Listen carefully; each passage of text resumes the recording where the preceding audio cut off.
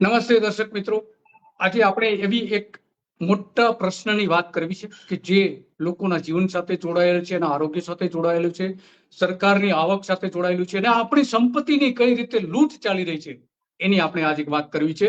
લૂંટ એટલા માટે કે જે કુદરતી સંપત્તિ છે એના પર પહેલો અધિકાર ગુજરાતની પ્રજાનો છે, પરંતુ એ અધિકાર પ્રજાનો રહેવાના બદલે કેટલાક ખાણ માફિયાઓ એ લૂંટ ચલાવી રહ્યા છે. બહુ ઓછા લોકો જાણે છે કે ગુજરાતમાં કોલસો મળે છે, થર્ડ ક્લાસ જે કહી શકાય, ત્રીજા નંબર ઉપરનો કોલસો મળે છે કે જેને આપણે લિગ્નાઇટ કહીએ છીએ. એ કોલસો ખોદી કાઢવા માટે સુરેન્દ્રનગરમાં છેલ્લા સમજો ને કે જ્યારથી ભારતીય જનતા પાર્ટીની સરકાર આવી છે ત્યારથી મોટા પ્રમાણમાં લૂંટ ચાલી રહી છે ને આ 25-30 વર્ષમાં લગભગ 10,000 કરોડ રૂપિયાની લૂંટ અહીંયા કરવામાં આવી છે. 10,000 કરોડ રૂપિયાની લૂંટ. આ અત્યંત ગંભીર અને પેચીદો પ્રશ્ન છે અને એટલા માટે આ મહત્વનો મુદ્દો બને છે કે સરકાર આને છાવરે છે. સરકાર પોતે લૂંટવા દે છે, સંપત્તિની લૂંટ કરવા દે છે, કોલસો કાઢી લેવા દે છે ગેરકાયદેસર રીતે. સરકારને રોયલ્ટીની બિલકુલ આવક થતી નથી અને એની સામે દારૂબંધીમાં જે ભ્રષ્ટાચાર છે એના કરતા પણ અનેક ગણો ભ્રષ્ટાચાર અહીંયા ચાલી રહ્યો છે. ઓછામાં ઓછા અહીંયા 3,000 જેટલી ખાણો છે. ખાણ એટલે કે ખાણ અહીંયા જુદા પ્રકારની છે. એક કૂવો બનાવવામાં આવે 200 ફૂટ ઊંચો, કારણ કે 200 ફૂટથી એ કોલસો મળે છે. 200 ફૂટ નીચે જમીનની અંદર કૂવો બનાવવામાં આવે છે અને એમાંથી એ કોલસો કાઢવામાં આવે છે. તો આવી લગભગ 2,000 થી 3,000 જેટલા કૂવાઓમાંથી કોલસો કાઢવામાં આવી રહ્યો છે અત્યારે, અને દરેક કૂવામાંથી 1,70,000 નો દર મહિને હપ્તો અધિકારીઓને મળે છે. દર મહિને આ આપણે જોઈ રહ્યા છે કે જ્યાં ખાણ ખોદવા માટેની તૈયારી ચાલી રહી છે અને આ જે ખાણ જે દેખાય છે ખોદી કાઢેલી કુવા ખોદેલા, તો એનો અધિકારીઓને અલગ અલગ પ્રકારના, એમાં ખાણ વિભાગના અધિકારી આવી જાય, જિલ્લા કલેક્ટર આવી જાય, પ્રાંત આવી જાય, જિલ્લા કલેક્ટર ઓફિસ આવી જાય અને જેટલા અધિકારી, પોલીસ પણ એટલો જ મોટા પ્રમાણમાં હપ્તો લે છે. તો આ જે અહીંયા હપ્તાખોરી ચાલી રહી છે એની આજે વાત કરવી છે.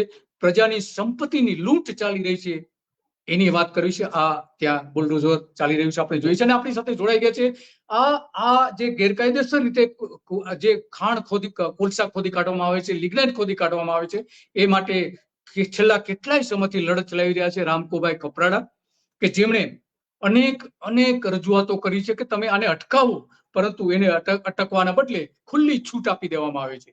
તો આ બધી જ વાત આજે કરવી છે. તમારું સ્વાગત છે રામકુભાઈ. નમસ્તે.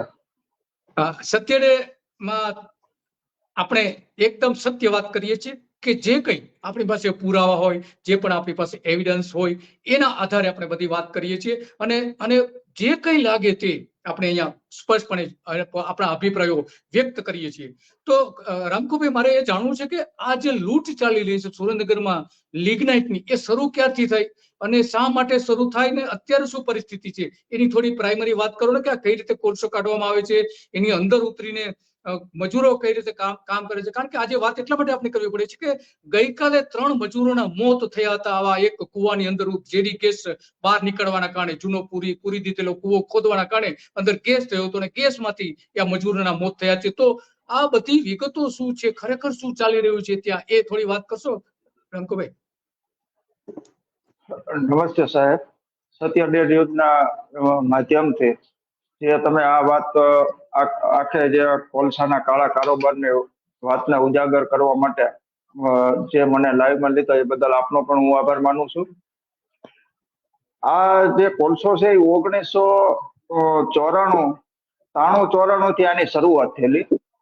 એટલે 93-94 કાચો કોલસો મળે 30-35 ફૂટે ત્યારે મળતો. પેલા ચિનાઈ માટી ફાયર કલે જે આવે એ સિરામિક ઉદ્યોગમાં વપરાતી અને થાનગઢમાં અમારે સિરામિક ઉદ્યોગના યુનિટો એ સમયે હતા. એટલે એને બદામ બનાવે, બદામની કોલસો. ને આપણે એ વખતે ગેસની સગવડતા નથી એટલે ઓલા સગડીઓ આપણે વાપરતા હતા જે ભોજન માટે, એટલે એ સગડીઓમાં વપરાતો હોય. એનો હળવે જે વ્યાપ થતો ગયો પછી આ જે કોલસાની આખી સિમેન્ટ ઉદ્યોગમાં વપરાવા લાગ્યો, પછી ઈંટોના ભઠ્ઠામાં વપરાવા લાગ્યો અને એ પછી 2002 સુધી આ સામાન્ય રીતે ચાલતું હતું કે અને ત્યારે ઊંડાઈમાં બહુ ઉપર 40-50 થી 60 ફૂટની અંદરમાં નીકળતો હતો, એટલે બહુ એવી ઘટનાઓ બનતી ત્યારે નથી. પણ 2002 પછી આ જે કોલસાના કાળા કારોબારમાં રાજકીય આગેવાનોએ જંપ લાવ્યું, અને રાજકીય આગેવાનોએ જંપ લાવ્યું પછી આ ખોદકામ આડેધડ ખોદકામ જે ચાલુ થયું એ ત્યારબાદ થયું. કારણ કે ત્યાં સુધી તો લીઝોની પરમિશન આપવામાં આવતી હતી અને 2-3 વર્ષમાં એ જે લીઝો આપી હતી એ સરકારને આવક પણ થતી હતી, અને એ સમયે 200 થી ઉપર કોલસાની કાર્બોસેનની લીઝો હતી. પણ આ જે 2002 પછી જે કોલસો ઊંડાઈથી ચાલુ થયો ને, એટલે કાર્બોસેલ એટલે કાચો કોલસો એવો સરકારે બનાવેલો કે એનો 2000 EC નો હોય, અને 2000 EC ઉપર જે 4000 EC ની આસપાસમાં જાય ને એટલે સેલ ગણાય, અને એ સેલ ગણાય ને તો એ કેન્દ્ર સરકાર હેઠળ આવે, રાજ્ય સરકાર હેઠળ ન આવે. એટલે આને એક દબાવવામાં આવ્યું કે ભાઈ આ 2000 EC છે, 4000 EC ન બતાવવું, 5000 EC ન બતાવવું, એટલે રાજ્ય સરકાર હસ્તક જ રહે અને કેન્દ્ર સરકાર હસ્તક ન જાય. એના માટે આખું આયોજન કરી અને પછી લીઝો આપવાનું જ બંધ કર્યું.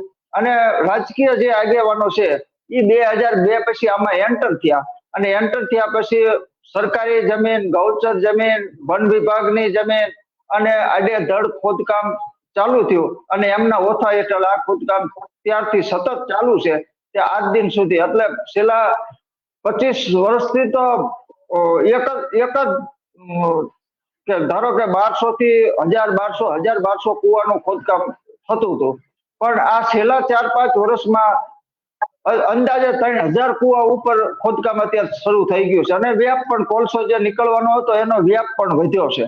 કે ફરતા ગામમાં પેલા થાનગઢ એકમાં જ મળતો હતો, એ પછી થાનગઢ પછી મૂળી તાલુકામાં મળવા લાગ્યો, એ પછી સાયલા તાલુકાના ગામોમાં મળવા લાગ્યો, એટલે એનો વ્યાપ વધ્યો એટલે મોટા જે આગેવાનો છે એટલે એ આગેવાનો ઉતર્યા. અને આખું જે તંત્ર સુરેન્દ્રનગર જિલ્લાનું અમારે છે એ ખનીજ, અહીંયા સરકાર છે એ ભાજપની કે અહીંયા અમારે ભૂપેન્દ્રભાઈની સરકાર નથી, અહીંયા સરકાર છે ખનીજ માફિયાઓની.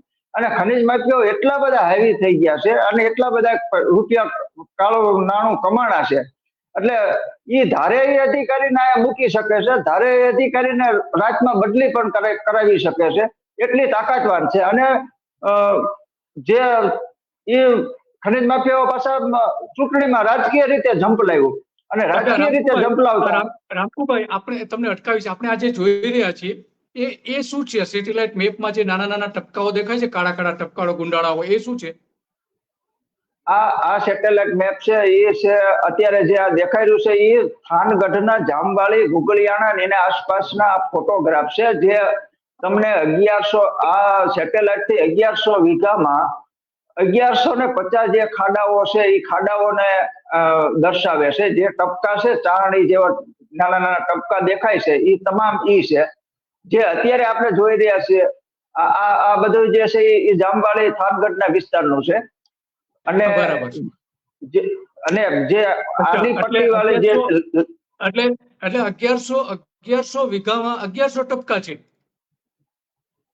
હા હાજી, 1100 રામકુભાઈ, તેનો મતલબ એ થયો કે માત્ર આ 1100 વીઘા જમીનમાં 1100 જેટલા કુવાઓ ચાલી રહ્યા છે, અને અધિકારીઓ ચાલવા દે છે, આરામથી ચાલવા દે છે. અને આ જે છે એમાં અમારે જે કોલસાનો એક ખાડો હોય એટલે એક ખાડો 1 વીઘો જમીનને ફરતી સુરંગ, આમાં 200 ફૂટ ઊંડાઈ હોય અને 200 ફૂટ એવી ચારે દિશામાં સુરંગો હોય. એમાં અંદર તમે જોઈ શકો છો ટ્રેક્ટર પણ ઉતારી અને ટ્રેક્ટર પણ ચાલતા હોય એવડી મોટી સુરંગો હોય છે. એટલે એ સુરંગો એનેથી આ માલ બધો અંદર, ટ્રેક્ટરો, મોટરસાયકલ, વાહનો બધું અંદર ધમધોકાર ચાલતું હોય છે. એટલે જે આખી જે જમીન છે એ આ ટપકા સેટેલાઇટ થી જે દેખાય છે તારણી, પણ આખી અમારી જમીન છે એ આખી સુરંગ ઉપર અમે છીએ. ગમે ત્યારે આ જે મોટી દુર્ઘટના ભૂકંપની આગતે આવશે તેથી અમારો પંચાળ વિસ્તાર જે છે એ પંચાળ વિસ્તાર આ વિસ્તાર નહીં હોય એવી અમને દહેશત પણ છે. જે અમારે થાનગઢ થી રામપડા સ્ટેશન સુધી રેલવે ટ્રેન હાલે છે, રેલવે ટ્રેક રહ્યો ને એ 10 કિલોમીટર સુધી ફક્ત સુરંગ ઉપર જ ચાલે છે. અને જે મોટી દુર્ઘટના થશે તેથી આ રેલવે ટ્રેક ઉપર અને એક બીજો ભૂકંપ આવશે ત્યારે આ બે મોટી દુર્ઘટના પંચાવન તેથી મોટામાં મોટી જાનહાની થશે. આ તમે બે રેલવે સ્ટેશનના નામ લીધા, એ કયા ફરીથી કોને કયા બે રેલવે સ્ટેશનની વચ્ચે આખી સુરંગ બનાવવામાં આવી છે 10 કિલોમીટર લાંબી? થાનગઢ થી રેલવે શરૂ થાય એટલે મૂળી તરફ આવે એટલે રામપરડા સ્ટેશન કરીને એક નાનું ગામ આવે છે. એટલે વગડિયા અને રામપરડા, થાનગઢ થી વગડિયા અને રામપરડા. સુરેન્દ્રનગર બાજુથી તમે થાન બાજુ જાઓ તો પેલા રામપરડા આવે, પછી વગડિયા આવે અને ત્યારબાદ થાનગઢ આવે. આ જે રેલવે ટ્રેક છે એ રેલવે ટ્રેક આખી સુરંગ ઉપર છે. અને આ બાબતે મેં પોતે નીચે એટલે રામકુભાઈ એ નીચેથી કોલસો કાઢી લીધો છે, રેલવેની નીચે પાટાની નીચે 200 ફૂટ નીચે સળંગ કોલસો કાઢી લીધો છે. સળંગ કોલસો કાઢી લીધો છે. અત્યારે પણ જોઈ શકાય છે. અત્યારે પણ એ જે કુવાઓ છે એ કુવાઓ બુરી દેવામાં આવ્યા છે, પણ અત્યારે આપણને નજરે નિહાળી શકાય છે. તમે એ ટ્રેક ઉપર ચાલો અથવા તમે રેલવેમાં હો તો પણ તમે જોઈ શકો છો. રેલવેની મુસાફરી કરતા હોય તો થાનગઢ થી રામપરડા સ્ટેશન સુધી બંને બાજુ સતત કોલસાના કુવાઓ અત્યારે પણ ધમધમતા તમને જોવા મળે છે. જે અમુક કુવાઓ હજી હાલમાં ધમધમી રહ્યા છે. તો આ રેલવે તંત્ર કઈ કરતું નથી રામકુભાઈ? રેલવે તંત્રને મેં રજૂઆત કરેલી છે, ભાવનગર સુધી રજૂઆત કરી છે. એક વખત એવો પણ બનાવ બનેલો કે રેલવે પસાર થતી હતી, આવડા એને જિલેટીન વિસ્ફોટ કર્યા. એ વિસ્ફોટના પથરાઓ રેલવે ઉપર પડ્યા અને રેલવે ઉપર પડવાના કારણે થઈ અને રેલવેને ઊભી રાખી દેવાની ફરજ પડી હતી. ત્યારે એ અધિકારી પણ ભાવનગર થી ત્યારે આવ્યા અને એમને તપાસ કરી, પણ ખનીજ માફિયાઓ એટલા પુષ્કળ નાણાં વાપરે છે કે કોઈ પણ અધિકારી હોય તો એ અધિકારી ન્યા વેચાઈ જાય છે ને ન્યા સુધીની પરિસ્થિતિ એ લોકો ઊભી કરી. અને રાજકીય રીતે અત્યારે સીધા એ લોકોના ગાંધીનગર સુધીના સીધા સંપર્કો હોય છે. એટલે ઉપરથી ફોન આવે એટલે એ ફોન આવે તો આ રેલવે વાળા કોઈ એની બાબતમાં તપાસ કરી નથી. મારી અરજી જે હતી અરજી પ્રમાણે એ લોકોએ તપાસ કરી નથી. જી સમજી ગયો. તો રામકુભાઈ, આપણે ગઈકાલે શક્તિસિંહ ગોહિલ કે જે કોંગ્રેસના પ્રમુખ છે એમણે કેટલીક વાત કરી હતી, તો આપણે શક્તિસિંહ ગોહિલ શું કહી રહ્યા છે પેલા આપણે સાંભળીએ, પછી શક્તિસિંહ ગોહિલે શું કરવું જોઈએ શું નથી કરતા એની આપણે ચર્ચા કરીશું. પેલા આપણે સાંભળી લઈએ છીએ આજે 3 લોકોના મોત થયા છે એના સંદર્ભમાં. 3 ગરીબ મજદૂરો એ જીવ ગુમાવ્યો છે.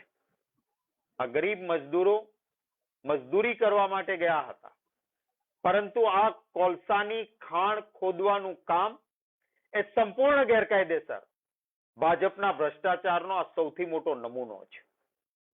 એક ખાડો ખોદવાનો 1.5 લાખ રૂપિયાનો દર મહિને હપ્તો તમામ અધિકારીઓ નીચેથી ઉપરના સુધીને દેવાનો અને ભાજપના નેતાઓની મિલીભગત હપ્તા લેવાના, સીધું ગેરકાયદેસર કામ કરવાનું અને ગરીબ માણસોએ જીવ ગુમાવવાનો. શું આ આપણા ગુજરાતમાં પોસાય ખરું? જે 3 મજદૂરોએ આજે જીવ ગુમાવ્યો છે એ યુવાન છે. કોઈ 32 વર્ષ, કોઈ 35 વર્ષ, કોઈ 37 વર્ષના યુવાનોએ જીવ ગુમાવ્યો છે. અને આ જે ગેરકાયદેસર કોલસાની ખાણ ખોદવાનું કામ ચાલતું હતું, આ કામ કરનારમાં જે FIR કરીને પોલીસે પકડ્યા છે એમાં મૂળી તાલુકા પંચાયતના કારોબારી સમિતિના ચેરમેન, ભાજપના નેતા કલ્પેશભાઈ પરમાર એ તહોમતદાર છે.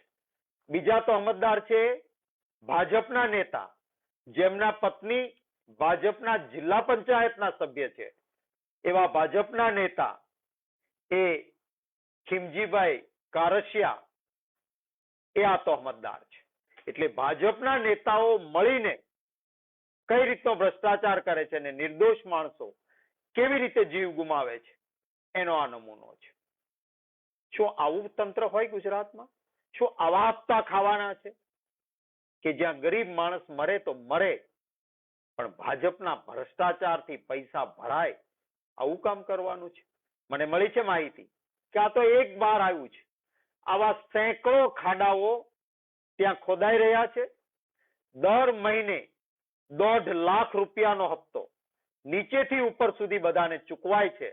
ભાજપ આમાંથી હપ્તો લે અને ભાજપના નેતાઓ જ આ ગેરકાયદેસર કોલસાની ખાણો ખોદવાનું કામ સુરેન્દ્રનગર જિલ્લાના આ વિસ્તારમાં સતત ચાલતી આ પ્રવૃત્તિ છે અને ગરીબ મજદૂરો બિચારા જીવ ગુમાવે છે.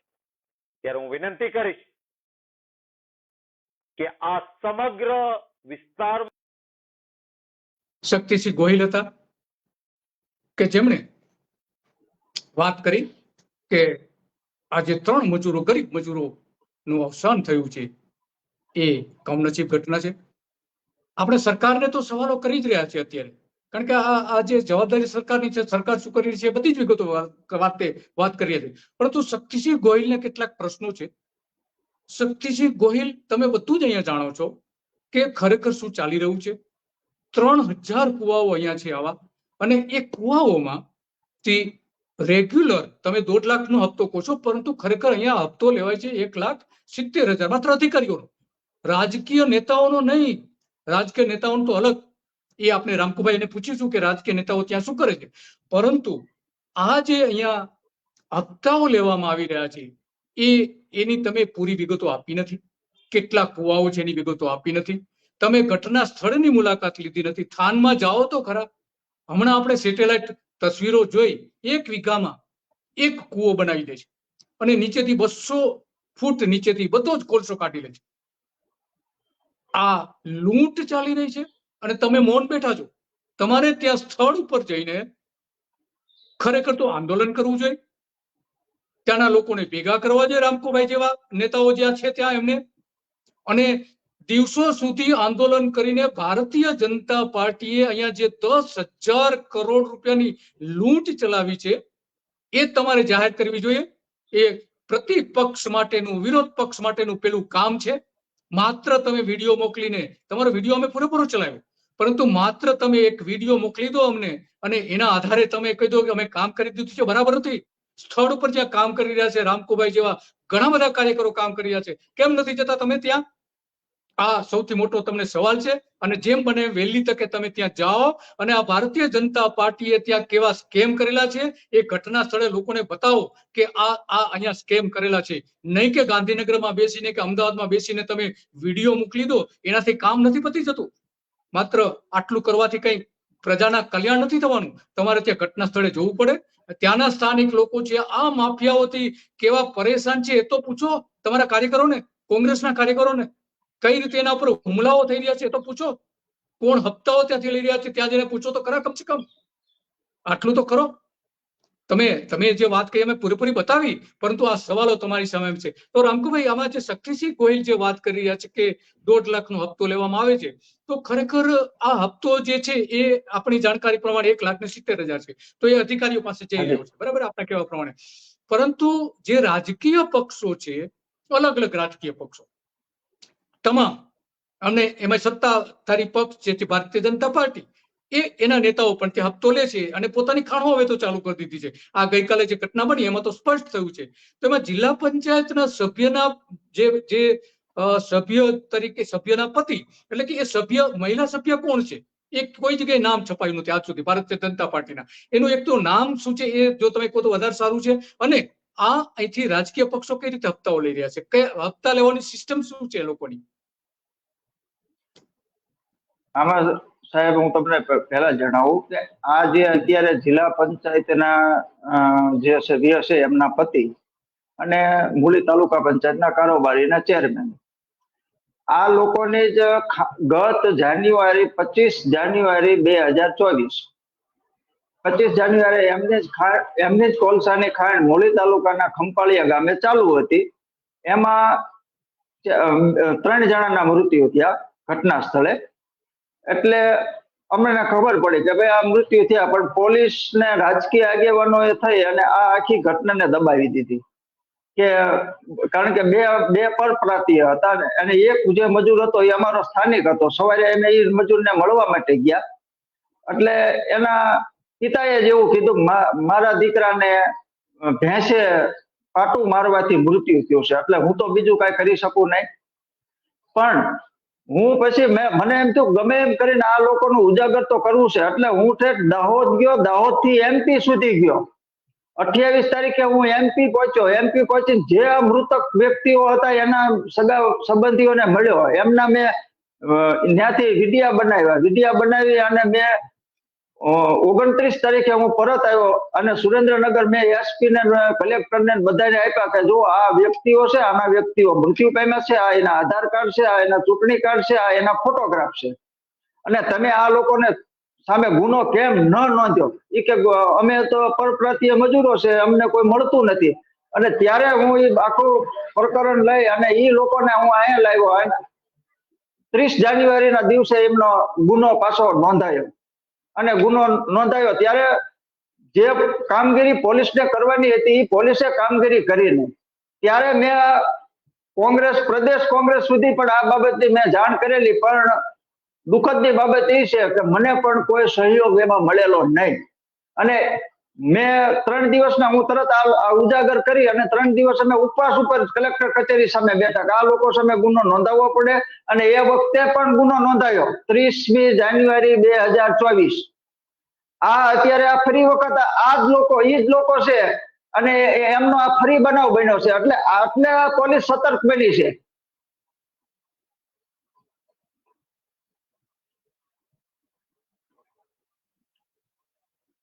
આપનો અવાજ નથી આવતો.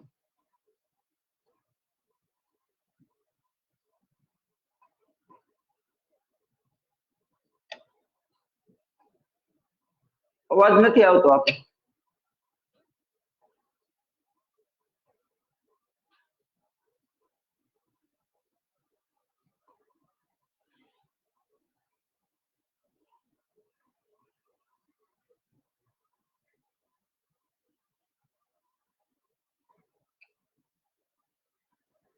હા રામકુભાઈ, હા હાજી આવ્યો. પોલીસ જે સતત 30 જાન્યુઆરી કઈ તો એ કયા વર્ષની 30 જાન્યુઆરી? આ વર્ષની 2024 30 જાન્યુઆરી 2024 આ લોકો જ છે અને આ લોકો સામે જ ગુનો નોંધાયેલો છે. ઓહો, એની એફઆઈઆર પણ છે. ગુનો અત્યારે આ જે બન્યું છે ફરીથી બન્યું છે. પણ હું ગયા જાન્યુઆરીમાં હું ઠેઠ દાહોદ અને એમપી સુધી ગયેલો એટલે પોલીસે અત્યારે ગુનો નોંધ્યો છે. તમારી મહેનતના કારણે.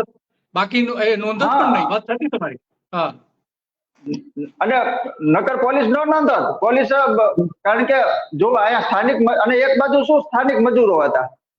અત્યારે જે મૃત્યુ પામ્યા એમાં થાનગઢ તાલુકાના ઊંડવીના 2 મજૂરો અને એક અમારા મૂળી તાલુકાના સાગત્રાના એક મજૂર છે. એટલે 3 મજૂરો સ્થાનિક હતા. સ્થાનિક હોય એટલે અમારી સુધી તો વાત પહોંચી જ જવાની છે. અમને અકસ્માત થયો ને 30 મિનિટમાં એમ જ ઇનપુટ આપ્યા છે, પોલીસને આપ્યા છે, મામલતદારને, પ્રાંત ઓફિસરને, બધાને કીધું ભાઈ આવી રીતનો બનાવ બન્યો છે, તમે તપાસ કરો. તમે બનાવ તપાસ. 5 વાગ્યાના આસપાસમાં સાંજના બનાવ બનેલો હતો. આ ખનીજ માફિયાઓ જે છે એ આ 3 લાશો લઈ અને પોલીસને લાશો પણ નતા આપતા. રાતે 2:30 વાગે લાશો પોલીસને આપી છે. પોલીસે કડકાઈ જયારે વાપરી અને પોલીસે એમ કીધું કે તમારે બધા સામે એને દાખલ કરશું ગુનો, ત્યારે આ લાશો ઠેઠ વાંકાનેર ને મોરબી વચ્ચેના હાઈવે ઉપરથી આ રાત્રે 2 વાગે આપી છે. નકર તો આ લાશો આ 2 થી 5 લાખ રૂપિયા આપી રાતે આ લાશોને સળગાવી દેવામાં આવે છે. અને એમના કુટુંબીજનો પણ બોલતા નથી. આપણે કોઈ પણ લડત લડતા હોય પણ આપણને એમના પરિવારજનોનો સાથ સહકાર ન મળે ત્યાં સુધી આપણે પણ કેટલીક લડત લડી શકીએ. એટલે રામકુભાઈ, જે અત્યારે રામકુભાઈ, આ તો ખરેખર બહુ દુઃખદ ઘટના છે. હપ્તાઓ આટલા મોટા પ્રમાણમાં હપ્તો પહોંચે છે એની સીધી જ આપણે, કારણ કે 2000 કુવાઓ ચાલતા હોય અને એક કુવામાંથી 1,70,000 હપ્તો મળે તો કેટલો કરોડો રૂપિયાનો હપ્તો થયો. તો સ્વાભાવિક છે કે તમે કહો છો એ પ્રમાણે કે એ લોકો તમામ પ્રયત્નો કરે દબાવવા માટેના. તો આમાં એવું કહેવાય છે રામકુભાઈ કે વર્ષે લગભગ 90 થી 100 લોકો અંદર દબાઈ જાય છે, મરી જાય છે. એ વાત સાચી છે? કેટલા લોકો મળતા હશે કે જેની આપણે કોઈ નોંધ જ નથી થતી? જે તમે એક આ કિસ્સાઓ શોધી કાઢ્યો, ત્યાં જઈને તમે એને સાબિત કર્યું કે આ લોકો આટલા મરી ગયા છે અને પછી ગુનો નોંધવો પડ્યો. તો આવા તો કેટલા બધા લોકો મરી જાય છે એવી વાત છે. તો ખરેખર શું પરિસ્થિતિ છે? અંદર દબાઈ જાય છે મજૂરો? અંદર મજૂરોના દબાઈ જાય છે.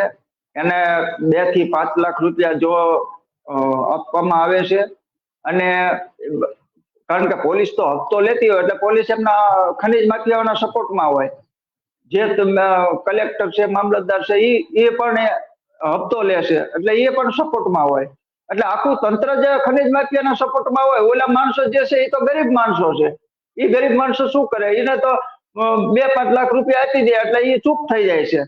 અત્યારે પણ તમને કહું 12,000 મજૂરો સ્થાનિક અમારા જે કોળી જ્ઞાતિ ગણાય, અમારે તળપદા કોળી અને ચુવાળિયા કોળીની મોટી વસ્તી છે. અને અમારી કમનસીબી પણ જે કયો એ અમારી એ છે કે અમારા આખા વિસ્તારમાં કોઈ પણ ખેતી માટે, પિયત માટે પાણી વાળો વિસ્તાર નથી. એટલે જે અમારા ખેડૂતના દીકરાઓ છે. અને રામકુભાઈ, આ તમે જે અધિકારીઓના ભ્રષ્ટાચારની વાત કરી ને, તો અધિકારીઓ શું કહી રહ્યા છે એ પેલા આપણે સાંભળીએ અને પછી જે તમે કહી રહ્યા છો એની આપણે આગળ ચલાવીએ. હા, અધિકારીઓ શું કહી રહ્યા છે એ સાંભળીએ. સહિયારી કામગીરીથી ઘણી સારી ઝુંબેશ કરી અને આવું ગેરકાયદેસર કામગીરી અટકાવેલ છે. પરંતુ આવી જે કામગીરી થઈ હોય, કાર્બોસેલ કાઢ્યા હોય, એમાં ખાડા જેમના તેમ રહેતા હતા. એટલે પશુ અથવા માનવજાતને અકસ્માત થવાની સંભાવના વધી જતી હતી. અને પર્ટિક્યુલરલી વરસાદનું પાણી ભરાય ત્યારે પણ ખ્યાલ ના આવે. એટલે આનો પૂરવા જરૂરી હતા. એટલે અમે સરકારશ્રીમાં દરખાસ્ત કરી અને સરકારશ્રીએ આ એક સારા કામ માટે 86 લાખની અત્યારે ગ્રાન્ટ ફાળવી છે. એના માટે અમે ટેન્ડર અપલોડ કર્યું હતું. ટેન્ડરમાં જે એજન્સી આવી છે ને, પૂરતા પોલીસ બંદોબસ્ત સાથે કામગીરી આ ખાડા પૂરવાની ચાલુ કરી છે. ગઈ 20/12/23થી ચાલુ કરી છે. અમારું પ્લાનિંગ એકાદ મહિનામાં પૂરું કરવાનું છે. અત્યારે તો પ્રાયોગિક સ્ટાર્ટ કર્યું છે એટલે 1-2 જેસીબી છે, પણ 20 જેસીબી લગાવીને 1 માસમાં કામ પૂરું કર્યું. કયા તાલુકામાં સાહેબ કામગીરી કરશો? મોસ્ટલી આ ખાણ ખનીજની પ્રવૃત્તિ સાયલા મૂળી થાનમાં થાય છે. એટલે અમારી જ્યાં રેડ પાડે હતી ત્યાં તો અમને સ્પોટ ખબર જ છે. એ સિવાય પણ એવા ધ્યાને આવશે તો અમે લઈએ. સાહેબ, આ ટેન્ડર 3 મહિનાથી કોઈ ઉપાડતા નતા. આજે કઈ એજન્સી દ્વારા કામ કરવામાં આવ્યું? કોઈ એજન્સી નક્કી થઈ? એજન્સી નક્કી થઈ છે. એને અપલોડ કામગીરી પણ આપણે જિલ્લાના મૂળી પોલીસ સ્ટેશન વિસ્તારમાં, મૂળી તાલુકાના વગડિયા ગામની પાછળ એક દેવપરા ગામ આવેલ છે. તે દેવપરા ગામના સીમ વિસ્તારમાં આજે એક બનાવ એવો બનેલ છે કે હાલ ઘણા સમયથી કલેક્ટરશ્રી દ્વારા, સુરેન્દ્રનગરના કલેક્ટરશ્રી દ્વારા તથા ખાણ ખનીજ દ્વારા જે ગેરકાયદેસર કામો થતા હોય છે, માઇનિંગના, કોલસા કાઢવાના, તેવા ખાડાઓ બૂરવાની એક ઝુંબેશ ચાલુ છે. દેવપરા ગામે પણ આ ઝુંબેશના ભાગરૂપે ઘણા ખાડાઓ બૂરી દેવામાં આવે છે. ગઈકાલથી જ આ ખાડાઓમાંથી કોઈ એક ખાડામાં ત્યાંના કોઈ પણ ઈસમો દ્વારા ગેરકાયદેસર રીતે તેમાં ફરીથી ખાડો જે છે તેની માટી કાઢવાનું ચાલુ હતું. આ માટી કાઢવાની પ્રક્રિયા ચાલતી હતી. એ દરમિયાન આજે એમાં સાંજના સમયે ગેસ ગળતર થયેલ અને જે ગેસ ગળતર દરમિયાન જે 3 મજૂરો અંદર કામ કરતા હતા, જે રાજસ્થાનથી આવેલા છે, તે 3 મજૂરો ગેસ ગળતરને કારણે મરણ ગયેલ છે. હાલ 3 મજૂરોની ડેડ બોડી મૂળી હોસ્પિટલ ખાતે લાવવામાં આવેલ છે. આ કામે જે ગેરકાયદેસર કામ કરાવતા હતા અને જે કબજેદાર હતા, આ વ્યક્તિઓને પોલીસે 2 વ્યક્તિઓને ડિટેન કરેલ છે અને તેમના વિરુદ્ધમાં ફરિયાદ દાખલ કરી અને અટક કરવાની કાર્યવાહી ચાલુ છે. આરોપીઓ છે તે કોણ છે અને વારંવાર આવા ઝડપાઈ છે? તો આપણે વાત સાંભળી બંને અધિકારીઓ, વહીવટી તંત્ર અને પોલીસ તંત્ર બંનેની. તો રામકુભાઈ, તમે જે વાત કરી રહ્યા હતા કે અહીંના લોકો કેમ મરે છે, શા માટે આટલા બધા મોત થઈ રહ્યા છે, તમારા અંદાજ પ્રમાણે કેટલા વર્ષે કેટલા મોત થતા હશે ખાણની અંદર? જી, અત્યારે 150 થી 200 છેલ્લા 2 વર્ષથી જે અમારી રીતે જે અમે કર્યું છે એમાં 150 થી 200 ના અંદાજિત મૃત્યુ થાય છે. એમાંથી બહુ ગણો તો 5% ફરિયાદ અને જે સ્થાનિક મજૂરો હોય અને અમે પહોંચી શકીએ એવું હોય એવી 5% એમાં ફરિયાદો થાય છે અને આ બહાર આવે છે. જે બહારના છે, રાજસ્થાન, MP ના જે મજૂરો છે, એ મજૂરોનો તો રાતે લાશો એને મોકલી દેવામાં આવે છે, રવાના કરી દેવામાં આવે છે. અને એ આખું પ્રકરણ થયું.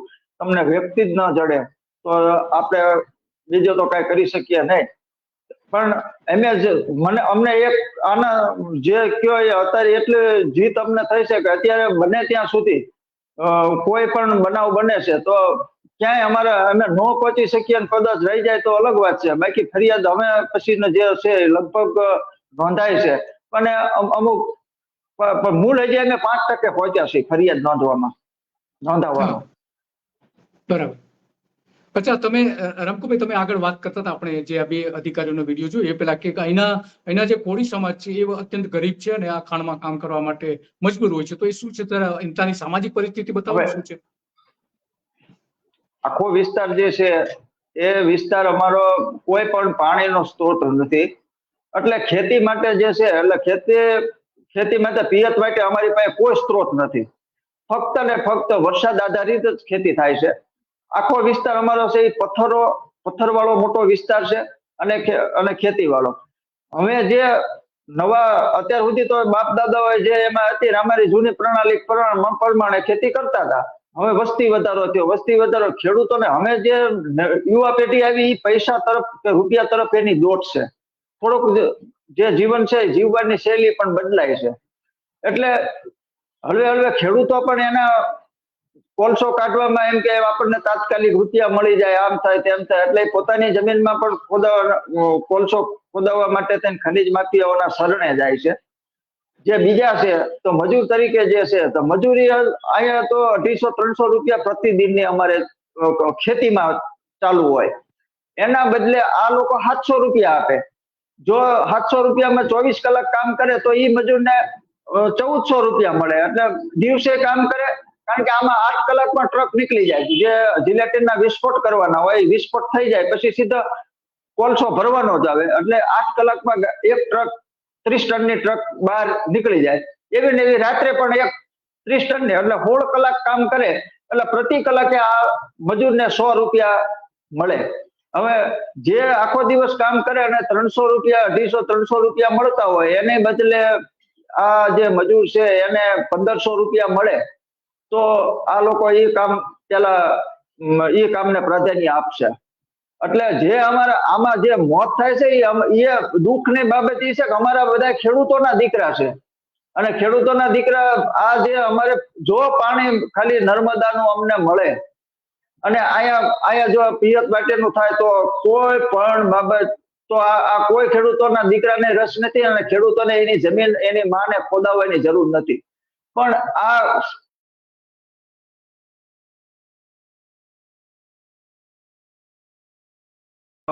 કાઢવા માટે કે એમના વેચવા માટે થાય. અને આ અમારા વિસ્તારને પછાત જ રાખવાનો આખો ષડયંત્ર જ છે કે અમારો વિસ્તાર કેમ પછાત રહે, અને એના કારણે આ ખેડૂતો જમીનો વેચી દે છે અથવા એમાં પણ કોલસાને ખોદકામ કરે છે.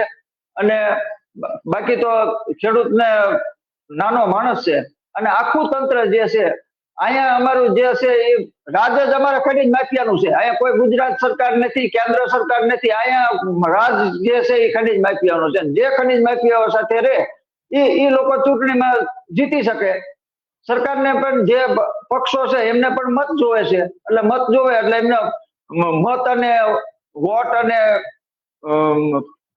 રૂપિયા બે આ ખનીજ માફિયાઓ જ પૂરા પાડે. એટલે એમનું એ જે કેમ ચાલે છે. તમને કોઈ 10 ઘટના એવી છે કે 10 ઘટના ભૂસ્તર શાસ્ત્રી ઉપર ફાયરિંગ થયા છે, ડેપ્યુટી કલેક્ટરને મારવા દોડ્યા છે, ભૂસ્તર શાસ્ત્રીની ગાડીઓ ઉપર ટ્રકો ચડાવવાની ઘટના બની છે. જે યુપી બિહારની આપણે કહીએ યુપી 10 ઘટનાઓ તો પોલીસ ચોપડે ચડેલી છે કે એમાં ધોળા દિવસે ફાયરિંગ કર્યા છે. હદેપર ગામમાં થાનગઢમાં ગત વર્ષે સામે ફાયરિંગ કરવા પડ્યા. અને અધિકારીઓ કોઈ અધિકારી પત્રકાર કોઈ પણ આ ખાંડના વિસ્તારમાં જઈ શકે નહીં, અને જાય એટલે કેટલાય પત્રકારો એવા છે કે એમના હજી કેમેરાઓ અને એમના જે વિઝ્યુઅલ લીધા હોય તો એ બધા કેમેરા બધા લૂંટ કરીને ચાલ્યા જાય, અને પત્રકારો ખાલી હાથે આવે ને. હજી આજની તારીખમાં ફરિયાદો નોંધાયેલી પડી છે, પણ કોઈ તંત્ર એ બાબતમાં અત્યાર સુધી કોઈ નક્કર કાર્યવાહી નથી થઈ. એટલે જ આ ખનીજ માફિયાઓ જો અત્યારે અમારા ભૂસ્તર શાસ્ત્રી નીરવ બારોટ એમ કે છે કે 1.5 કરોડના ખર્ચે 2200 કોલસાના ખાડા એને બુરી દીધા. હવે જો 1.5 કરોડના ખર્ચે તમે બુરી દીધા હોય તો આ 2200 એક ખાડો ઉતારતા 200 ફૂટ ખાડો ઉતરે એને 3 મહિના ચાલે ત્યારે એક ખાડો કોલસાનો બને. તો તમે આ 2200 ખાડા બન્યા ત્યાં સુધી તંત્ર ક્યાં ગયું હતું કે આ તમે અત્યારે બુરવા તમે આવ્યા તો આ 2200 ખાડા ગળાના જયારે એનું કામ ચાલુ હતું ત્યાં સુધી તંત્રએ કેમ એક પણ પકડ ન કરવામાં આવી. એ સિવાય જે કોલસો નીકળી ગયો એ જ ખાડા બુરવામાં આવ્યા છે. જે કોલસો નતો નીકળ્યો એ બધું સેટિંગ થયેલું છે. એક ખાડો નહીં બુરવાના 25,000 રૂપિયા ભાવ હતા. અને એ ખાડો નહીં બુરવાનો એ પણ સાહેબ હું તમને કહું કે એને ઘાસની ગાસડીઓ આવે જે સિરામિક ઉદ્યોગમાં વપરાય કે એને પેકિંગ માટે ડાંગરનું જે આપણે વધારાનું આવે ઘાસ એ ઘાસની ગાસડીઓ આવે. એ ગાસડીઓ અંદર નાખી દે અને ઉપર 5 ફૂટ જ કોલસાનો કૂવો બુરે. પછી 5 ફૂટ ખાલી કરી અને સીધી દિવાસળી ચાપી દે એટલે આખી ગાસડીઓ બધી ઘાસની સળગી જાય એટલે ત્રીજા દિવસે કોલસાનો કૂવો ફરી ચાલુ થઈ જાય ધમધમી ઉઠે. અથવા 5 ફૂટમાં નીચે થાંભલા ગોઠવી પતરા મૂકવામાં આવે અને 5 ફૂટ તમને આમ એટલે ખાણ ખનિજ વિભાગ ને જાય અમે બુરી દીધા અમે આ બધું ઓકે થઈ ગયું સપાટ થઈ ગયું આવું બતાવી દે. ત્રીજા દિવસે ત્યાં કોલસાની ખાણો ધમધમતી હોય. એના કોલસામાં જે કંપનીને કામ આપવામાં આવ્યું હતું કે ભાઈ બુરવા માટેનો એ એક ખાડો નહીં બુરવાના 25,000 રૂપિયા ભાવ હતા. હવે જો 2200 ખાડા આ લોકોએ પુસ્તક શાસ્ત્રી એમ કે છે કે 2200 ખાડા એમ બુર્યા છે તો આનું ખનિજ જે નીચેથી ખનિજ ચોરી ગયા એને અમે કેમ એક પણ પગલા લેવામાં ન આવ્યા કે આ ખનિજ ચોરી થઈ? આ તો તમે પુરાવાનો નાશ કર્યો છે. ખનિજ ચોરી થઈ કે 500 ટ્રક નીકળે એક કુવામાંથી તો આવડી મોટી ખનિજ ચોરી થાય તો એના સામે તો કઈ નહોતું. કોઈની સામે લેન્ડ ગ્રેબિંગ નહોતું, કોઈના સામે પાસાનો શસ્ત્ર નો અજમાયું. એમના ડ્રોન કરોડો રૂપિયાના ખર્ચે લીધા છે. ડ્રોન બધા ઈ મૂકીને પડ્યા છે. કોઈ વસ્તુ એ કરતા નથી. ત્યારે આખે જો વિસ્તાર રહ્યો અમારો વિસ્તાર જે રહ્યો ને કે 55 નો અમારો ડુઓ હતો કે ખડ પાણી ને ખાખરા પથ્થર નો નહીં પાર વગર દીવે વાળું કરે ભલો દેવકો પંચાળ. હવે આ જ પંચાળ જો એ પથ્થરો અમારે ન રહ્યા, પાણી ન રહ્યું, ઘાસ ન રહ્યું, એક વગર દીવે હજી પણ અમે વાળું કરીએ છીએ. એટલે વીજળીની પણ વ્યવસ્થા અત્યારે હજી આ આટલા વર્ષો 75 વર્ષે અમને હજી નથી. એટલે અત્યારે ફક્ત જે અમને કુદરતે સંપત્તિ આપી હતી આ ખનિજ સંપદાઓ છે એ કુદરતની અમારી ભેટ હતી અને એ ભેટને અત્યારે ચારે કોરથી લૂંટે છે. અને લૂંટે છે તો નાના માણસો ખનિજ માફિયાઓ તો સમજ્યા પણ મંદિરોના મહંતો હું જયારે ઉતર્યો છું આમાં ત્યારે મંદિરોને નુકસાન થવા માંડ્યું ત્યારે ઉતર્યો છું કે ભાઈ જૂના સુરત દેવળ મંદિર પાસે બ્લાસ્ટિંગ થાય, જૂના સુરત દેવળ મંદિરને અનેક તિરાડો પડી છે ત્યારે હું ઉતર્યો કે ભાઈ આ મંદિરને નુકસાન થાય છે. મેં આપણે જે એનું પુરાતત્વ વિભાગ રાજકોટ એમને જાણ કરી. પુરાતત્વ વિભાગે આખો એ લોકોને પકડીને મામલતદારને સુપ્રત કર્યા પછી ત્યાંથી બધી મશીનરી ગાયબ થઈ ગઈ. એક પણ કેસ નોંધાયો નહીં અને આજ દિન સુધી કોઈ એમના સામે પગલા ન લેવે. ખોદકામ કોણ કરતા હતા કે જૂના સુરત દેવળ મંદિરના મોહન. બીજો બનાવ બન્યો એક 900 વર્ષ જૂનું છે મુનિનું દેવળ અને પુરાતત્વ બહુ શિવ મંદિર છે, સોલંકી શૈલીનું છે. હવે ત્યાં પણ આ જાંબાળી થાનગઢ જાંબાળીમાં આવે ત્યાં પણ આ લોકો ખનિજ માફિયાઓના મંદિરને મોટું નુકસાન થયું પણ ત્યાં પણ કોઈ પગલા લેવામાં ન આવ્યા. અને અત્યારે 3 મહિના પહેલા તરણેતર મંદિરને પણ નુકસાન થઈ રહ્યું છે અને એની પણ ફરિયાદ અને પોલીસ કેસ પણ થયો છે પણ ત્યાં તો હજી હાલની તારીખમાં ત્યાં આ જે ખનન વહન છે એ બંધ કરાવી શક્યું તંત્ર નથી. એટલે આવા જે પુરાતત્વ હેઠળ આરક્ષિત સ્મારકો છે એ પણ સલામત નથી. એટલે અત્યારે જે આખા આમાં અમારે જે ધર્મના સંતો મહંતો, રાજકીય આગેવાનો, સમાજના આગેવાનો તમામ આ એક જ ધંધામાં છે તો નાના માણસની વાત તો ક્યાં સુધી જાય છે? હું એક વાત કરતો હતો મારું કોણ સાંભળશે? જી વાત તો તમારી સાચી છે રામકુભાઈ કે હવે જે છે જ્યાં તંત્ર જ ફૂટેલું હોય, કલેક્ટર ઓફિસ જ્યાં હપ્તા લેતી હોય, પોલીસ પોતે હપ્તા લેતી હોય, ડીએસપી અને કલેક્ટર ઓફિસ એ સૌથી મહત્વની ઓફિસ છે, ત્યાં જો આ થતું હોય તો લોકો તમારા જેવા જાગૃત લોકો છે તો કંઈક હજુ થોડું ઘણું બચશે. બાકી તો લોકોની વાત તો સાંભળવા આ લોકો તૈયાર ન હોય કારણ કે પૈસા જ જુએ છે અને દેશને વેચી મારે છે. દેશને વેચી જ મારે છે ને, બીજું શું છે? ધરતીમાની અંદરથી જે કોલસો કાઢીને આપી દે છે એ વેચી મારવાની જ વાત છે. તો આ તમે લડો છો, તમારે ખરેખર તમને અભિનંદન છે અને જીવના જોખમે તમે લડી રહ્યા છો. જે તમે બધી વાતો કરી કે આ માફિયાઓ શું કરી રહ્યા છે બિહારના ધનબાદમાં જે પરિસ્થિતિ છે એના જેવી જ સમજો ને કે લગભગ એના જેવી જ આ 2 તાલુકામાં પરિસ્થિતિ છે અને ત્યાં કરોડો રૂપિયાનો હપ્તો આ ચૂકવવામાં આવે છે. તો આ બધા જે ખાણ માફિયાઓ છે રામકુભાઈ, એ કોણ છે? કોણ એ કોઈ રાજકીય નેતાઓ છે? રાજકીય નેતાઓના તો 2 નામ જાહેર થયા છે, તો એ કોણ છે એ લોકો? જી સાહેબ, એક જમાનામાં જ્યારે આની શરૂઆત થઈ ત્યારે દબદબો રાજકીય આગેવાનો હતા અને એ કોંગ્રેસના હતા.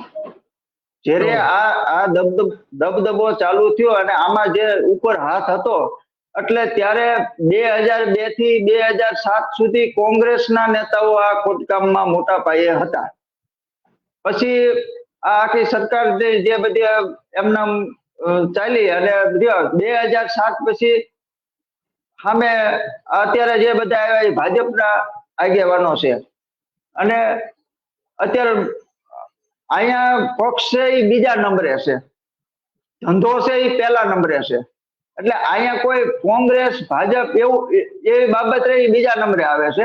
એટલે કોંગ્રેસના આમાં હોદ્દેદારો છે, સંડોવાયેલા છે ને હાલમાં પણ છે ને. હાલમાં પણ હું નામ દઈને પણ કહી શકું એવું છે કે આટલા કોંગ્રેસના ખાતા છે, આટલા ભાજપ વાળાના ખાતા છે, આ તાલુકા પંચાયત ચોટીલાના પ્રમુખ છે, આ થાનગઢના પ્રમુખ છે, આ મૂળી તાલુકાના પ્રમુખ છે, આ કોંગ્રેસ સમિતિના પ્રમુખ છે, આ ભાજપના ગ્રામ્યના પ્રમુખ છે, યુવા ભાજપ પ્રમુખ છે, બધા ટોટલ નામ સહિત હું નામ પણ આપી શકું છું. અને ક્યાં ક્યાં એમના કેટલા ખાડા, કેટલા કઈ રીતે ચાલે છે, આ આખું જે ચાલે એમાં અમારે તમે તો બધું આ તો 4 મજૂરોના જે મોત થયા એમાં એક મહિલા સભ્ય તરીકે ઉલ્લેખ આવે છે.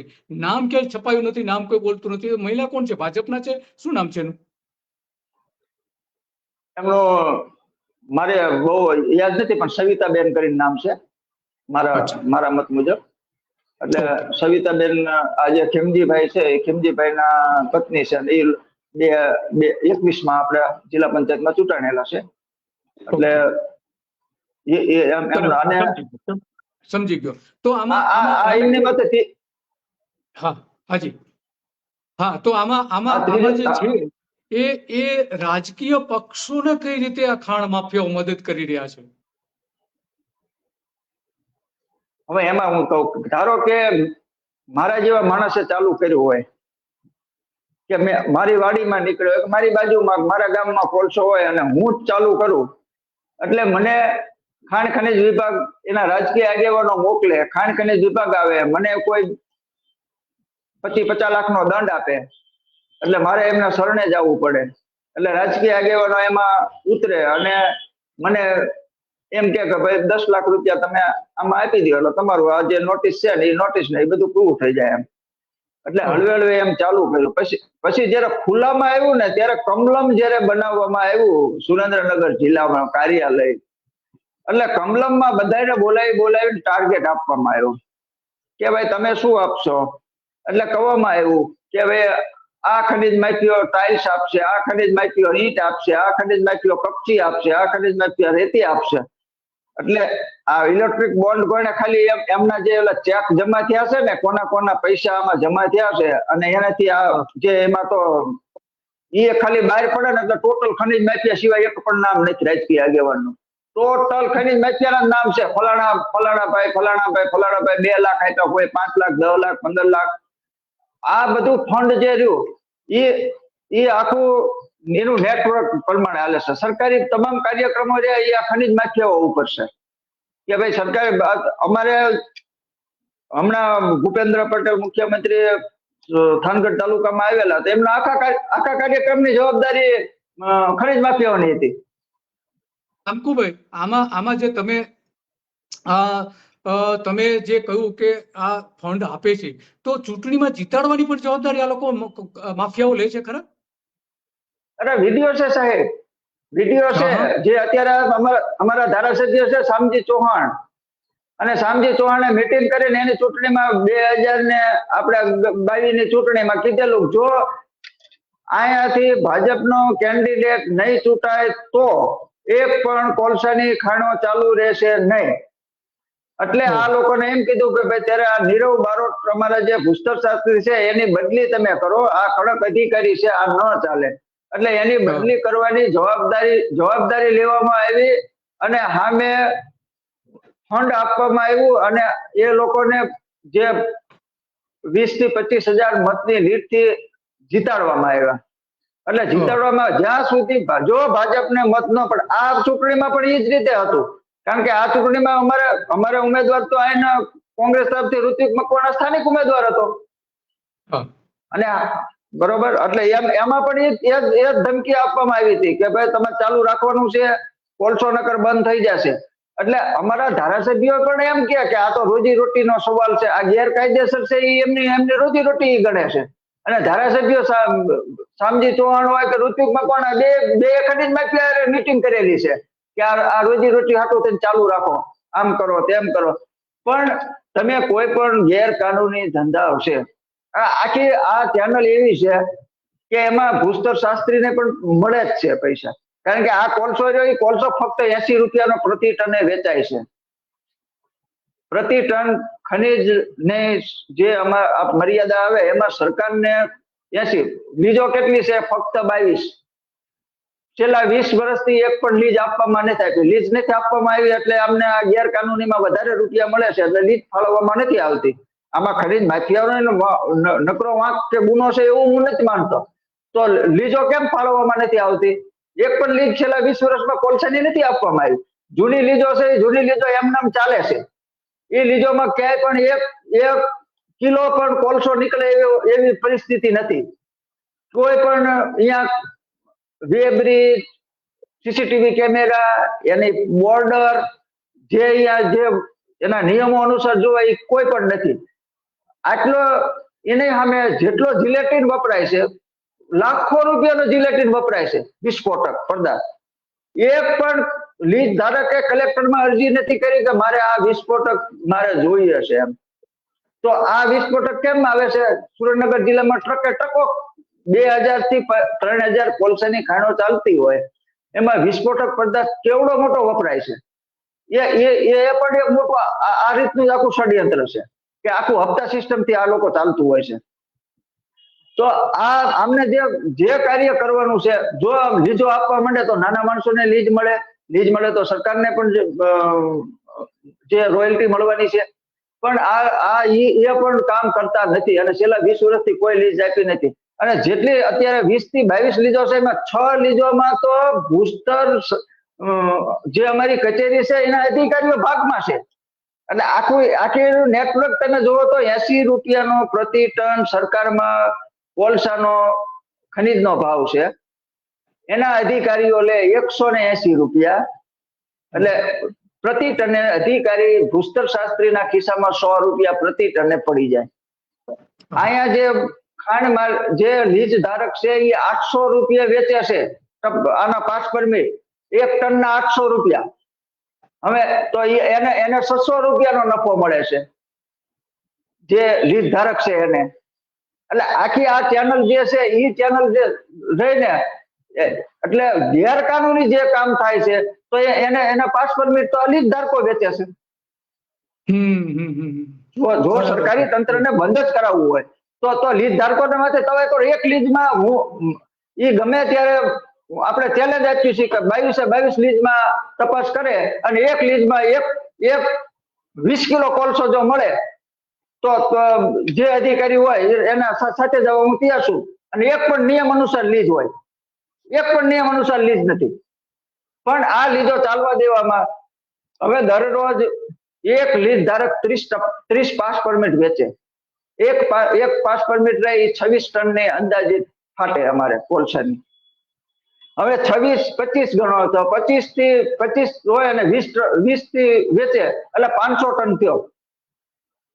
હવે 500 ટનના 100 લેખે તો અધિકારીને ભૂસ્તર શાસ્ત્રીને મળી ગયા, 80 રૂપિયા લેખે સરકારને મળી ગયા અને ઉપર આ 600 રૂપિયા લેખે એમાં પાછા લીજ ધારકને મળી ગયા. એટલે લીજ ધારકો જે છે એ અત્યારે કોને નાના માણસો પાસે કોઈ પાસે લીજ નથી રહેવા દીધી. રાજકીય જે મોટા ખનીજ માફિયા છે અને રાજકીય રીતે સક્ષમ છે એની કોલસાની લીજો છે. એટલે એ લોકો દરરોજ 1.5 થી 2 લાખ રૂપિયા એ દરરોજ કમાય છે એના લીજ ઉપર. લીજ ઉપર તો કઈ છે જ નહીં. તો આવી હા. આવી એક માનો કે એક કૂવો બનાવે 1 વીઘામાં લગભગ અંદર 200 મીટર ઊંડો અને આજુબાજુ 200 મીટર એટલે 200 ફૂટ આજુબાજુ કરે તો એક કૂવામાંથી કેટલો કોલસો નીકળે છે આખો અને રોજનો કેટલો કાઢી શકે? અત્યારે 24 કલાકમાં 70 થી 80 ટન કોલસો નીકળે. કારણ કે 80 આ ટન. કોલસાની ખાણો રહી બંધ. હા, આ કોલસાની ખાણો રહી ને એમાં 2 ટુકડી હોય. એક ટુકડી 8 જણાની એક ટુકડી હોય એટલે એક ટુકડી દિવસે કામ કરે, એક ટુકડી રાત્રિના કામ કરે. એટલે જે રાત્રિએ કામ કર્યું હોય સવારમાં 6 વાગ્યામાં એ ટ્રક ભરાઈ જાય અને નીકળી જાય. પછી 9 વાગે કામ ચાલુ થાય એટલે સાંજે 6 વાગ્યા પછી એ ટ્રક બીજી એક ટ્રક ભરાઈ જાય. એટલે દરરોજનો 70 ટનની આસપાસમાં કોલસો બહાર નીકળે અને ઓછામાં ઓછા 500 ટ્રક નીકળે એટલે 500 ગુણ્યા 25 એટલા ટન માલ જે કોલસો છે એ એક કુવામાંથી નીકળે. કારણ કે કુવો જે 200 ફૂટ છે ને 200 ફૂટની ચારેય દિશામાં 200 ફૂટની સુરંગો હોય. તમને એમાં એક વિડીયો છે એમાં ટ્રેક્ટર પણ અંદર ઉતરીને ટ્રેક્ટર થી માલ લાવે એને આગળથી. ટ્રેક્ટર આખું એમાં હોય, બાઇક થી ઓલે લાવે તો એ બધું કરતા હોય તો એમાં સુરંગો રહી 200 ની આસપાસ. અમારો એ નિયમ છે કે એક કોલસાનો કૂવો એટલે 1 વીઘા જમીન. કોલસાનો એક કૂવો એટલે 1 વીઘા જમીન એટલે 1 વીઘા જમીન તો એટલી જમીનનો ખોદકામ થાય. એટલે 24 કેટલા ગુઠા થશે? 24 ગુઠા? આ 24 ગણો, અમારે અહીંયા 16 ગુઠા થાય. 16 ગુઠા, હા, ઓકે. તો આ છે એ આવી આમ રોજની કેટલી ખાણો ચાલુ છે અત્યારે તમારા અંદાજ પ્રમાણે? 2000 તમે વચ્ચે કહ્યું તો 2000 ખાણો છે અત્યારે ચાલુ? અત્યારે આ કોલસાની મોટી વપરાશ છે એ છે ઈંટોના ભઠ્ઠામાં. મોટી વપરાશ ઈંટોના ભઠ્ઠામાં. બીજી વપરાશ એવી છે કે જે નવલખી બંદરે કોલસો બહારનો ઇન્ડોનેશિયાનો ઉતરે એ કોલસા જે કંપનીઓમાં જાય, પાવર હાઉસમાં જાય એમાં ભેળસેળ થાય. ત્રીજો સિરેમિક ઉદ્યોગમાં વપરાય છે મોરબીમાં, સિરેમિક ઉદ્યોગમાં. એટલે અને એક સિમેન્ટ ઉદ્યોગમાં જાય છે, જે સિમેન્ટના આપણે મોટા યુનિટો છે એમાં જાય છે. એટલે આ અત્યારે જે ઈંટોમાં મોટામાં મોટું વેચાણ એનું ઈંટોમાં છે. એટલે અત્યારે નવા કુવા, કારણ કે વરસાદી વાતાવરણ હોય, અમારા ખરી રીતે કોલસાની જે શરૂઆત થાય એ નવરાત્રીથી થાય. નવરાત્રી આવે એટલે નવરાત્રીથી કોલસાની શરૂઆત થાય એટલે નવરાત્રીથી મે જૂન સુધી ચાલુ રહે. પછી અત્યારે વધુ વરસાદ પડે તો ટ્રકોનું પરિવહન ન થઈ શકે, કારણ કે રસ્તા અહીંયા કાચા રસ્તામાંથી આવવા જવાનું હોય એટલે વરસાદના કારણે બંધ રહેશે. બાકી પથ્થરવાળો વિસ્તાર રહે એ અત્યારે હાલમાં 700 કોલસાની ખાણો ચાલુ જ છે ચોમાસામાં. હા, જે પથ્થરવાળો વિસ્તાર છે ત્યાં વાહન જે ટ્રકો નીકળી જતી હોય ત્યાં કોલસાની ખાણો ધમધમી રહે. અમારે મૂળી તાલુકામાં છે તો અમારે કંપળી છે, સુંદરાળી છે, આપણે આ ભેટ અત્યારે જે બનાવ બન્યો એ ભેટમાં, એ સિવાયના ખાખરાળા, દેવપુરા, વગડિયા, ચોરવીરા એ બધા જે પથ્થરવાળો વિસ્તાર છે ને રસ્તા સારા હોય ત્યાં સતત ચાલુ રહે. તો આમાં જે જમીન જે છે એ ગૌચરની જમીનમાં પણ ખોદી કાઢે છે? હવે એક તમને વાત કહું, મૂળી તાલુકાનું ખાખરાળા ગામ, મૂળી તાલુકાનું, અમે 51 દિવસ ઉપવાસ કર્યા ગૌચર જમીન બાબતમાં. ગૌચર જમીન જ ખોદાતી હતી ત્યાં એ ખાણો ઉપર ઉપવાસ કર્યા અને 51 દિવસ સુધી અમે બેઠા કે આ બંધ કરાવવા માટે. ભાઈ ગામ લોકો આવ્યા કે ભાઈ આ બંધ કરાવવું છે ને આપણે ઉપર અમારા ગાદલા ગોદડા જે બધું હતું મંડપ એ બધું ખાણોમાં નાખી દેવામાં આવ્યું. રાત્રે બધું પછી અત્યારે બધું ગૌચર છે એ ગૌચર ખોદાઈ ગયું. બાજુમાં ઉમરડા ગામ છે મૂળી તાલુકાનું.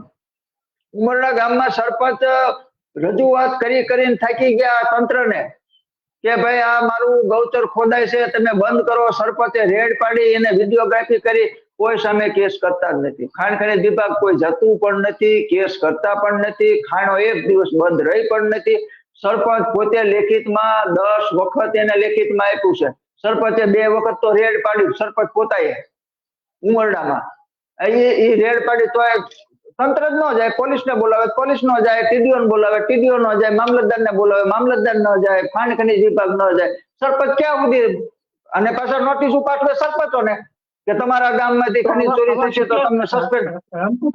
રામકુભાઈ આ 2 તાલુકામાં થઈને કેટલા ગામમાં ખાણો છે? અત્યારે હાલમાં થાનગઢ તાલુકાના કમસે કમ 12 ગામો થાય. મૂળી તાલુકાના 13 થી 14 ગામો મૂળી તાલુકાના થાય છે જે કોલસો મળી આવે છે, અને સાયલા તાલુકાના 5 ગામો કે જે અમારી બોર્ડર ઉપર આવેલા છે. અમારી બોર્ડર થાન મૂળી અને સાયલાની જે બોર્ડર લાગે છે એટલે એ ગામો છે. એટલે ઓછામાં ઓછા તમે 30 ની આસપાસ ગણાય કે ભાઈ 30 ગામોમાં અત્યારે કોલસાનું ખનન વહન થઈ રહ્યું છે. બરાબર, 30 ગામમાં તો નીકળે છે. તો એમાં જે આ કોલસો ખોદી નાખવામાં આવેલો છે એ સરકારી જમીન ઉપરથી તો ખોદી જ નાખ્યો છે? હાજી, સરકારી જમીન ઉપર તો બધું ખોદી નાખ્યું હશે ને અત્યારે તો? સરકારી જમીનમાં હજી પણ ચાલુ છે. સરકારી જમીન અમારે અહીંયા મોટા ભીડ વાળી જે જમીનો હતી ને, અમારી જમીન ખેતી સિવાય ખેતી જેટલી સરકારની જમીન છે, પથરાળ વાળો વિસ્તાર છે સાહેબ. એટલે પથ્થર વાળો જે વિસ્તાર જોઈએ તો ટોટલ સરકારી ખરાબામાં છે અને ગૌચરમાં છે. હા, એટલે જે ગામ છે એ ગામનો, કારણ કે મારું ગામ છે તો મારા ગામમાં જે જમીન હોય તો એમાંથી 3 ભાગની જમીન ગૌચરની છે, મોટા ગૌચર છે. એનો વિસ્તાર અમારે ઓછામાં ઓછો એવો છે 1400 વીઘાની આસપાસનો ગૌચરનો વિસ્તાર છે.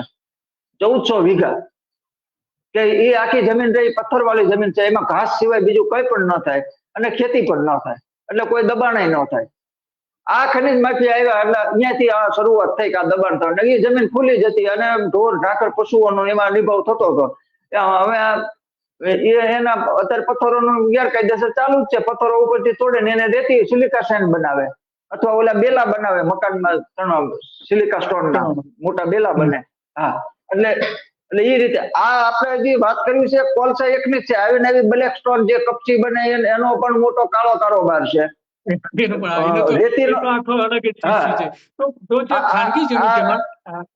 રામકુભાઈ, જે ખાનગી જમીન છે એમાં પણ ખેડૂતો પોતાની જમીન નીચેથી કોલસો ખોદી કાઢે છે ખરા?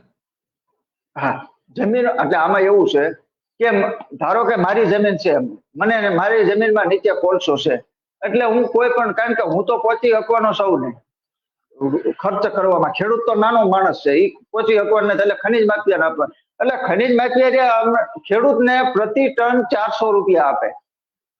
ખેડૂતને પ્રતિ ટન 400 રૂપિયા આપે એટલે હવે સાંજે 50 ટન માલ નીકળે તો ખેડૂતને 20,000 રૂપિયા મળે દરરોજ. 50 ટન માલ કાઢે તો ખેડૂતને એના 400 લે કે 20,000 મળે. એટલે 20,000 એ ખેડૂતને. અને જયારે કેસ થાય, કોઈક મજૂરો મૃત્યુ પામે તો દોષિત તો ઠેરાય ખેડૂત, જમીન માલિક તો ખેડૂતની છે, જે જમીનનો માલિક છે એ તો ખેડૂત. રામકુભાઈ, એનો મતલબ એ થયો કે આ જે 30 ગામ છે એ 30 ગામની નીચેની જે જમીન છે એ આખી પોલી થઈ ગઈ છે, બરાબર છે? તો હવે ધરતીકંપ આવશે અથવા તો એવું કંઈક થશે તો એ બધું આખું ગામ નીચે બેસી જશે, શું થશે? થાનગઢ તાલુકાનું જામવાળીમાં 2001માં આપણે ભૂકંપ થયો. 2001માં ભૂકંપ આપણે આવ્યો ત્યારે મારી લીજ હતી ત્યાં થાનગઢના જામવાળી ગામને, અને મારી લીજ સહિતની જે સરકારમાં મારી લીજ હતી, લીજ સહિતની 3 હેક્ટર જમીન, ગોળાઓમાં 3 હેક્ટર જમીન એક જ સાથે 5 ફૂટ નીચે બેસી ગઈ 2001માં. હવે પછી જો કોઈ આ ભૂકંપની ઘટના બનશે અને એવી ઘટના બનશે તો આ આખા 30 ગામની જે છે એ 30 ગામ અને આ રેલવે ટ્રેક ને આ બધું જે મેદાન પૂરું. અત્યારે ખેડૂતોને જો અત્યારે શું છે, કુદરતી વેણ પણ અમારા બદલાઈ ચુક્યા છે. જે અમારા વરસાદના કુદરતી વેણ હતા એ કુદરતી વેણ પણ અમે અવળા ફંટાઈ ગયા છે. ખેડૂતોને જમીનોમાં નુકસાન કરે એ બાબતે આ લોકો વેસ્ટેજ માલ તો ગમે ત્યાં નાખી દેવાના છે બહાર. એટલે વેસ્ટેજ માલના કારણે હવે આ ખનીજ માફિયાઓ તો મની ને મસલ 2 પાવર એમની પાસે છે. એટલે એમના સામે પડે તો કોઈ ખેડૂતનું ટકી શકે એવી પરિસ્થિતિ નથી. એટલે એ જે કે એ રીતે કરવું પડે, કારણ કે જાવ તો રાજકીય આગેવાનો પાસે રાજકીય આગેવાને એટલે અમારા જે તાલુકામાં સરકારી જમીનમાં ખોદકામ કરવું હોય તો રાજકીય આગેવાન આ આખી જમીન સરકારની જમીન રહે એ અમારા જે તાલુકા પંચાયતના પ્રમુખ હોય, કોઈ મોટા ભાજપના હોદ્દેદાર હોય, કોંગ્રેસના હોદ્દેદાર હોય, એના કબજાની ગણાય, સરકારની નહીં. સરકારની નહીં. ના, સરકારની નહીં, સરકારી જમીન છે એ એટલે અમારે પછી ખનીજ માફિયા હોય એમને પણ 150 થી 200 રૂપિયા એમને પ્રતિ ટને આપવા પડે. એટલે રામકુભાઈ, આ અંદાજે ખોદકામ કરે તો કેટલા ફૂટ સુધીનું ખોદકામ કરે? 5 ફૂટ 10 ફૂટ સુધીનો કોલસો હોય છે? કેટલા ફૂટ હોય છે કોલસો? કોલસાનું અત્યારે જે મળે છે એ વધુમાં વધુ 6 ફૂટ સુધી મળે છે. 6 ફૂટ. અને 6 ફૂટ એનું જે થર છે કોલસાનો 6 ફૂટનો છે. અચ્છા, 6 તો એ ફૂટનો છે. 6 ફૂટ અંદરથી મોટાભાગનો બધો કાઢી લેતા હશે. એટલે એમાં હું તમને કહું, જે પથ્થર છે ને એ પથ્થરની નીચે પેલા 2 ફૂટ 3 ફૂટ માટી આવે, એને ફાયર ક્લે કહેવાય. અને ફાયર ક્લે રે ને ચિનાઈ માટીના વાસણો બને, જે આપણે ઉપયોગ થાય એમાં કાયમ આવે. એટલે ચિનાઈ માટી થાય એટલે 3 ફૂટ ઈ હોય અને પથ્થરથી નીચે તરત કોઈ પણ કોલસો હોય, કોલસા ઉપર ચિનાઈ માટી હોય પછી જ કોલસો બને. અચ્છા, ઓકે. એટલે પેલા ચિનાઈ માટી કાઢી લે. ચિનાઈ માટી એટલે 3 ફૂટ ચિનાઈ માટી આવે, 3 ફૂટ ચિનાઈ માટી આવે, પછી 6 ફૂટ કોલસો આવે. એટલે 9 ફૂટની સુરંગ જે બને એ 9 થી 10 ફૂટની બને. તો જ અંદર ટ્રેક્ટર ને એવું ચાલી શકે, નકર તો ટ્રેક્ટર ને એવું ચાલી ન શકે, અથવા માણસે જે એને કામ કરવું હોય એ કામ ન થઈ શકે. એટલે 9 ફૂટ અત્યારે આપણે 10 ફૂટ ને આખી આ ધરતી છે અમારી એ 10 ફૂટ નીચે ખાલી છે. આમ સુરંગ જે આપણે બોલવી છે એ 10 ફૂટની છે. જ્યારે પણ કોઈ અકસ્માત થશે એટલે બેસશે એટલે 10 ફૂટ જમીન નીચે બેસશે, એવી પરિસ્થિતિ છે. તો આ બહુ ખતરનાક પરિસ્થિતિ કહેવાય રામકુભાઈ. આ છતાં પણ જો સરકાર આવું ન કરતી હોય તો બહુ ગંભીર બાબત કહેવાય. ગુજરાત માટે તો ખરેખર ગંભીર કહેવાય. રામકુભાઈ, તમે હવે આપણો સમયની મર્યાદા છે, તમે બહુ સારી વિગતો આપી અને હિંમતપૂર્વક તમે આપી છે. અને બીજી વાત કે તમે બહાદુરીપૂર્વક લડી રહ્યા છો, આ એક સારામાં સારી બાબત છે. અને સત્યદેવ તમને ધન્યવાદ પણ આપે છે, કારણ કે આવી લડત લડવી એ કોઈ નાના ગજાના માણસનું કામ નથી. તમે એક મોટા ગજાના માણસ છો, એટલા માટે લડી રહ્યા છો. અને લડત એક થોડા સમયથી નહીં, લાંબો સમયથી લડી રહ્યા છો. અને જે સાચું હોય એ સાચું કહી રહ્યા છો. જીવના જોખમે તમે લડી રહ્યા છો, એ બદલ તમારો ખૂબ ખૂબ આભાર. ગુજરાતની જનતા પણ તમારો આભાર માની શકે એવું તમારું વ્યક્તિત્વ છે. તમે આ બધી વિગતો આપી એ બદલ ખૂબ ખૂબ આભાર રામકુભાઈ. અને ફરી ક્યારે જરૂર પડશે તો આપણે સાથે જોડાઈશું. આજે તો આપને ખૂબ ખૂબ આભાર આપનો.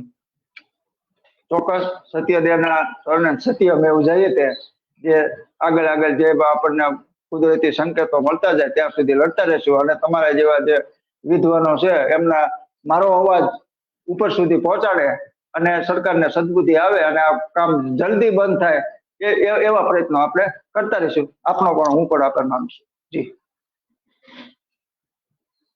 તો અત્યારે રામકુભાઈ કે જે વર્ષોથી લડી રહ્યા છે ખાણ માફિયાઓ સામે, એમણે બધી જ વાત કરી કે ખાણ માફિયાઓ કઈ રીતે સુરેન્દ્રનગરના આ જે 2 તાલુકા છે, થાનગઢ અને મૂળી, તો આ 2 તાલુકાઓમાં માફિયા રાજ કઈ રીતે ચાલી રહ્યું છે, કઈ રીતે ત્યાં એનું અર્થતંત્ર ચલાવી રહ્યા છે ખાણિયા માફિયાઓ, કેટલો હપ્તો મળી રહ્યો છે આ અધિકારીઓને. અને હવે પછી માનો કે ધરતીકંપ આવશે તો આ જે 30 ગામ છે એની કેવી હાલત થવાની છે. આખી જમીન નીચે બેસી જવાની છે, 9-10 ફૂટ 5 ફૂટથી લઈને 10 ફૂટ સુધી. તો ત્યારે કેવી પરિસ્થિતિ ઊભી થશે. અને એમાં લાખો માણસોનો જ્યારે સવાલ ઉભો થયો, સોરી લાખો માણસો નહીં, 30 ગામ એટલે કે હજારો માણસો એક ગામમાં, આપણે ઓન એવરેજ 3 થી 4 હજાર આપણે ગણીએ તો હજારો લોકો નો સવાલ છે. અહીંયા એમના જીવનું જોખમ છે. આ ખાણ માફિયાઓને સરકાર તો અટકાવી શકતી નથી, સરકાર અટકાવવા માંગતી નથી, સ્થાનિક રાજકીય નેતાઓ અટકાવવા માંગતા નથી, કારણ કે નેતાઓની પોતાની આ ખાણ છે. અને ખાણના જે આપણે જોયું ગઈકાલે કે 4 મજૂરોના મોત થયા, તો એ બંને ખાણમાં જે મોત થયા એમના અને ભાગીદારો જે હતા એ ભારતીય જનતા પાર્ટીના હતા.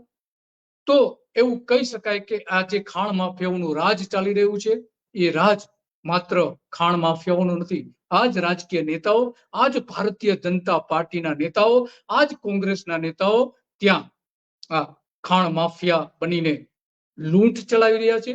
10,000 કરોડ રૂપિયાનો કોલસો અત્યાર સુધીમાં કાઢી લીધો હોવાનું માનવામાં આવે છે. અને ચાઇના ક્લે જે કહેવામાં આવે છે એની વાત તો અહીંયા થતી જ નથી, માત્ર કોલસાની વાત છે. તો સરકાર કંઈક કરે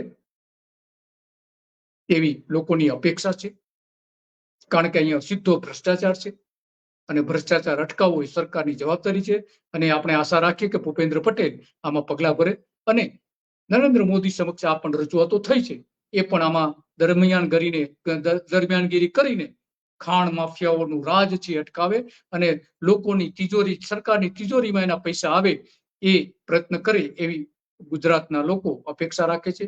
સત્ય ડે પોતે પણ અપેક્ષા રાખે છે. અને આ જે આખી ઘટનાઓ છે, અમને કેટલાક લોકોએ ફોન કરીને કહ્યું હતું કે સુરેન્દ્રનગરમાં આ પ્રકારનું થઈ રહ્યું છે, એના આધારે અમે થોડી તપાસ કરી, એમાં બધી વિગતો બહાર આવી. તમે પણ તમારા વિસ્તારમાં આવા કોઈ પ્રશ્નોથી પીડાતા હો તમે, તો નીચે જે વોટ્સએપ નંબર છે એના પર તમે વોટ્સએપ કરીને જણાવી શકો છો. યુટ્યુબમાં પણ તમે કોમેન્ટ કરીને કહી શકો છો કે તમને શું તકલીફ છે, અને એમાં જો અમને સત્ય જણાશે તો 100% તમારી વાત અમે રજૂ કરીશું. નમસ્તે. આવતીકાલે પણ આવા જ કોઈ ઇસ્યુ પર ફરી આપણે ચર્ચા કરીશું.